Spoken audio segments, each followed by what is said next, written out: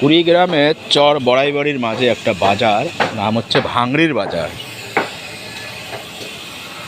ভাংড়ির বাজার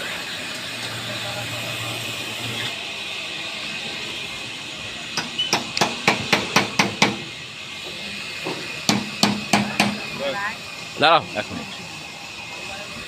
ভাংড়ির বাজারের নামকরণের সার্থকতা হচ্ছে এখানে ফেলে দেওয়া জিনিসপত্রগুলো ব্যবসা এখানে নুন বদল, যারা বলা হয় ভাঙাচুরা নুন বদল, সেগুলো সংগ্রহ করে এখানে প্রথম ব্যবসা শুরু করা হয় এবং বর্তমানে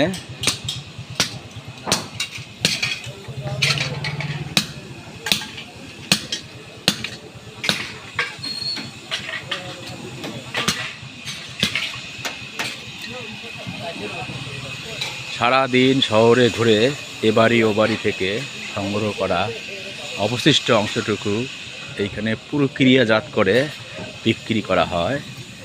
এখন মোটামুটি শতাধিক দোকান এই বাজারে অবস্থিত।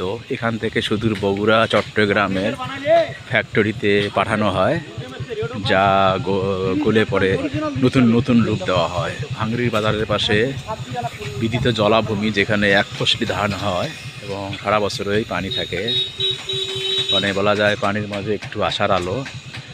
ভাংড়ির বাজার আজ সার্থক রূপ নিয়েছে। এখানে শতাধিক দোকান গড়ে উঠছে, যেটা বলা যায় যে সেই যেখানে দেখিবে ছাই, সেই ছাইগুলো কুড়ে কুড়ে আজকে এখানে একটা পূর্ণাঙ্গ বাজার রূপ নিয়েছে। এখানে শতাধিক দোকান গড়ে উঠছে।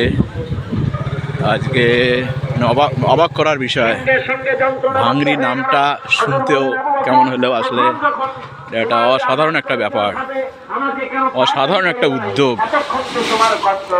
ভাংড়ির বাজার,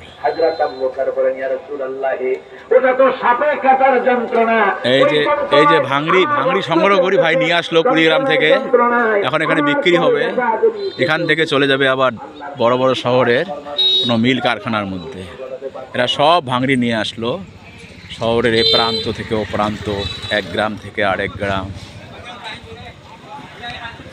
প্রখ্যাত ভাংড়ির বাজার, চর বড়াইবাড়ি কুড়িগ্রাম থেকে। সবার জন্য শুভ কামনা।